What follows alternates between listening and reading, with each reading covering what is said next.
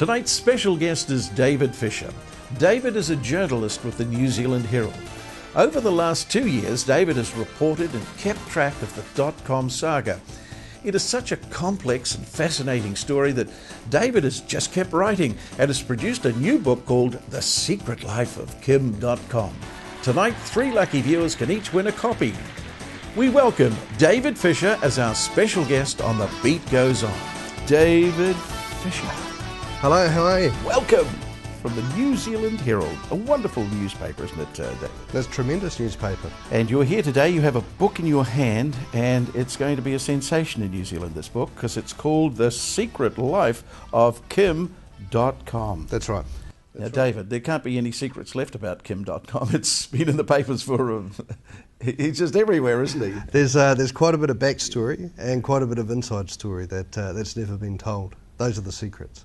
Now, what attracted you as a reporter or a journalist, what attracted you to the story of Kim.com? What was it about it that said, I'm going to devote hours and time, research, and put my name on the block and write a wonderful story? Well, it was never planned to turn into a book, and I don't think anybody planned it to be anything longer than a couple of months' distraction back at the beginning of 2012, because the FBI came in, the police arrested him, and he was expected to be bundled off to the States quite quickly. End of story. And end of story, and that was it. And so when I started writing about the Dotcom case or the Mega Upload case, that was the company that offended everybody, there's no way I would have thought that it would be 2 years down the track and a book would be out, and that it would be at least another year before the question of his extradition was answered. Have you met Kim.com? Have you actually? Yes. You've spoken to him? Yeah, he was generous with his time for the book. There's dozens of hours of interviews that were done for that, and prior to that, we'd encountered each other through the course of the case, covering it at court and other interviews that were done. I have not met Kim.com, and when I look at him on television, I like the guy. I think that there was a genuineness about him and a friendliness about him, and it's proved the case, isn't it? He's very helping people, charities, etc., etc. But you call it The Secret Life of Kim.com. Yes. You're going to say to me now, you're going to have to buy the book to find out what the secret is. Yes, you are going to have to buy the book. Is there any way that we could... He's not, he's not by any degree universally popular within New Zealand. He's somebody that's could be a very divisive character in a conversation. There's as many that find him appealing as those that can't stand him. Yeah, I'd for a while there, I'd referred to him in shorthand as sort of my mental notes as the BFG, because depending on the side of the argument you're on, he was either the big friendly giant or the big fat German. He can get nasty, you were saying? No, never has with me, and I don't think that there's anything that I've encountered that would have people think less of him. It's just that there is a perception that he's an unlikable person, or that his activities in the past warrant some sort of rejection from people. So yeah, he's quite a divisive character. Technology is changing all the time, so should a person like Kim.com, they come along and they push the envelope, don't they? Yes. He might have gone to Hollywood and said, look, you guys have got to get off your A's, get your A into G and get a form where your product is available, to stop people like me. But they can never agree on how their product should be presented on the web. You can't stop technology, really. You can't, can you? No, you can't. It's like trying to stop water flowing downhill. Eventually it will reach the bottom. And the copyright industries have taken a very strong stand for decades against anything that is going to, through technology, imperil the hold that they've got.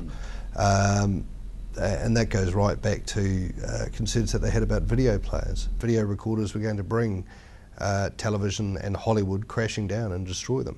So did the New Zealand government, did it go to their heads talking to the FBI? They feel as though they were in some sort of a movie, or...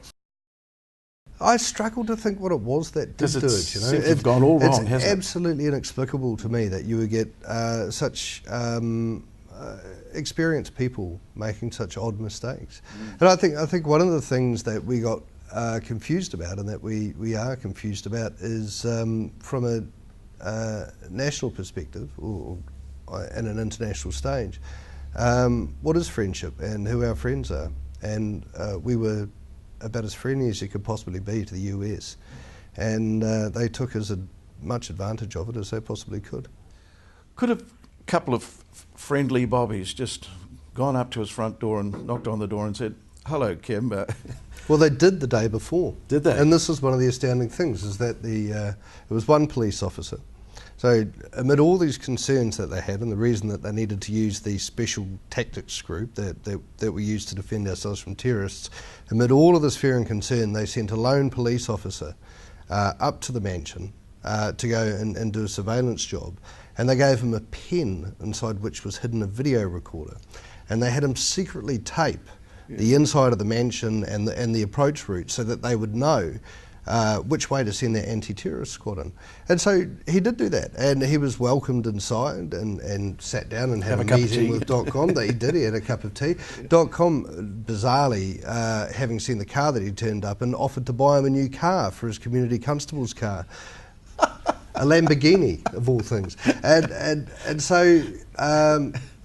so the argument goes that they could have quite easily had a chat about it. Simply rocked up the day before and banged on the door, instead of having a full-on helicopter assault, highly trained anti-terrorist police officers with submachine guns and body armour and battering rams and tactical cutting saws for slicing through walls and things like that. It's an extraordinary palaver.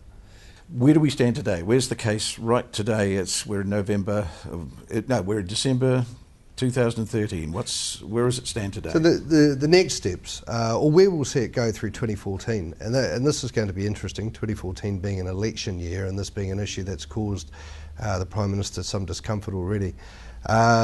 We have two major phases. The first, which will be in March, is a damages hearing. Dotcom is suing the police and the spies for the way that they went about their business, and they put a dollar figure of $6 million on that they feel they should be recompensed.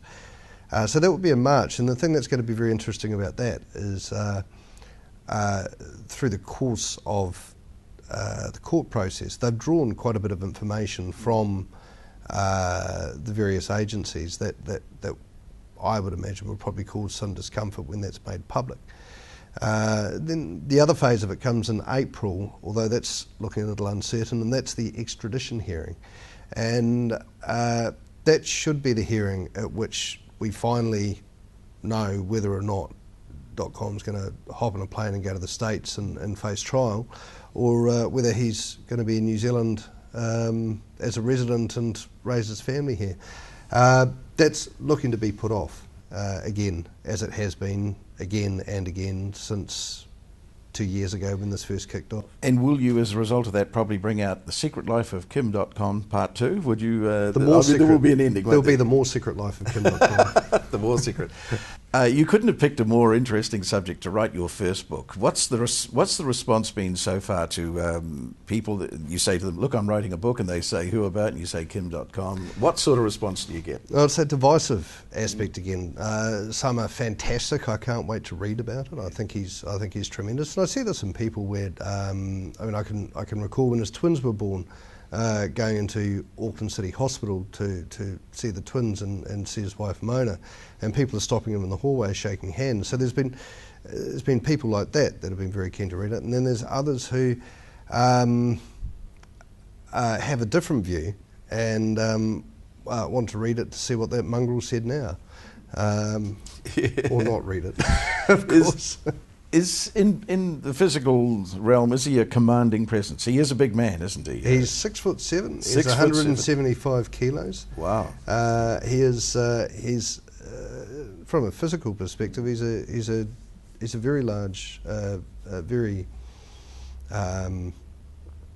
prominent figure. So on a personal aspect, I tend to find most people are lovely or nice given the opportunity to be lovely or nice, and that's certainly been the experience that I've had with Dotcom.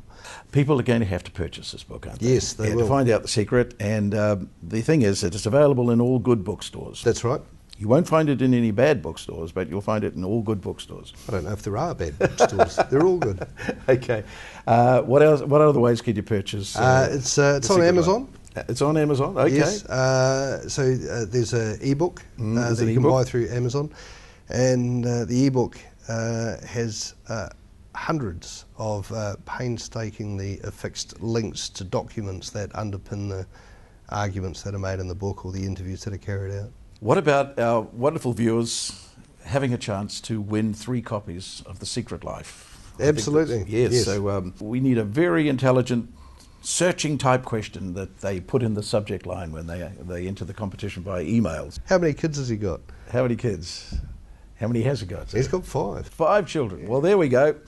Write 5 children in the subject line. That qualifies everybody. So email Jared at thebeatgoeson.co.nz, and in the subject line of the email, write 5 children. That's how many children he has. And then next week we'll pick out the winners, and they'll have their book by Christmas. Sitting on the beach reading about the secret life of Kim.com.